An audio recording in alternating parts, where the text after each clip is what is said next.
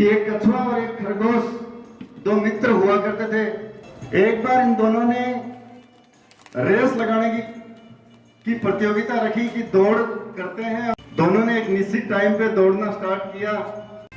कछुआ अपनी निरंतर गति से चल रहा था और खरगोश अपनी जो स्वाभाविक गति है उस हिसाब से दौड़ रहा था।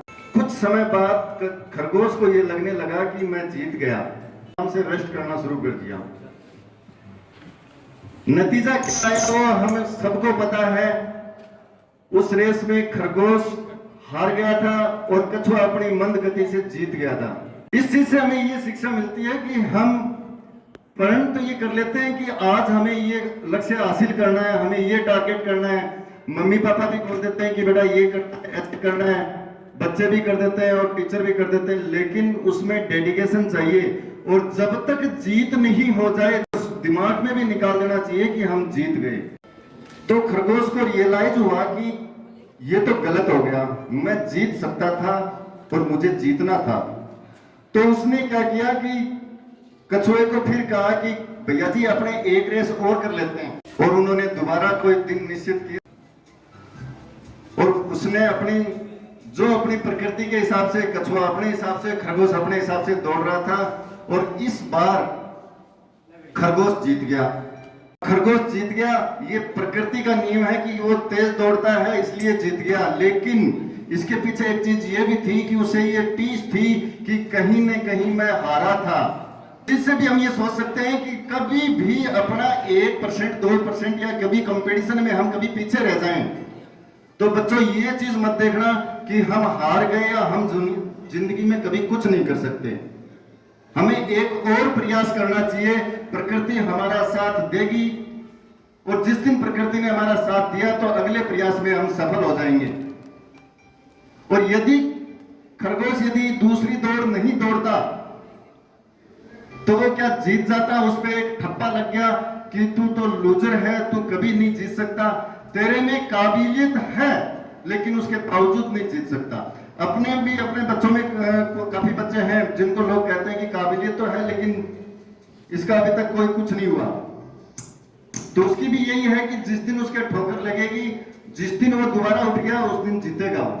क्योंकि अब की बार जब कछुआ हारा तो उसको ये लगा कि यार मैं पिछली बार जीता था तो जीत तो मैं भी सकता हूं, लेकिन अब की बार कैसे मैं हार गया। तो अब की बार उसने रिक्वेस्ट करी, भाई साहब एक दौड़ और कर लें।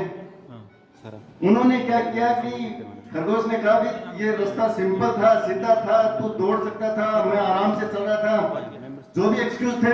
अब की बार नए सिरे से दौड़ होगी, नया रास्ता होगा और नए तरीके से होगी।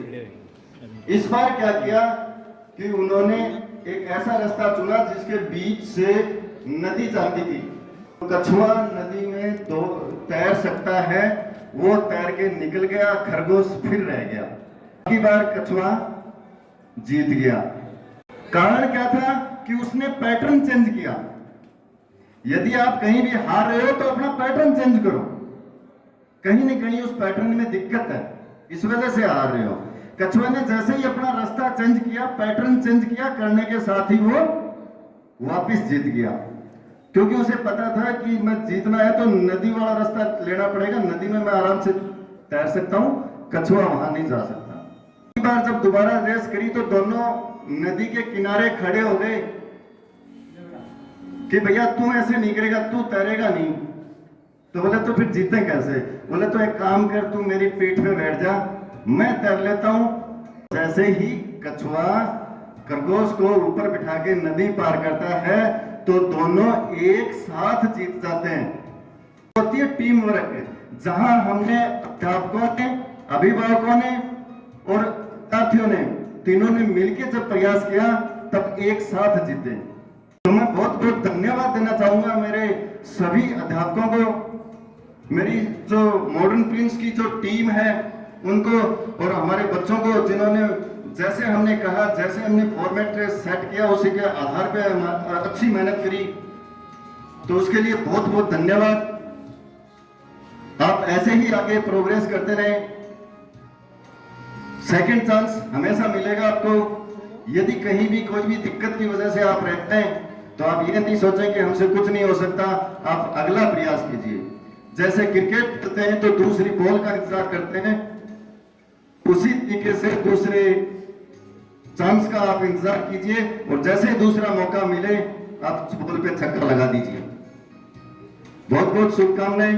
आप यहाँ आके हमारी शोभा बढ़ाई, स्कूल परिवार का मनोबल बढ़ाया, इसके लिए बहुत बहुत धन्यवाद। थैंक यू, धन्यवाद। धन्यवाद रविंद्र जी। अब मैं स्टाफ के सभी मेंबर से अनुरोध करूंगा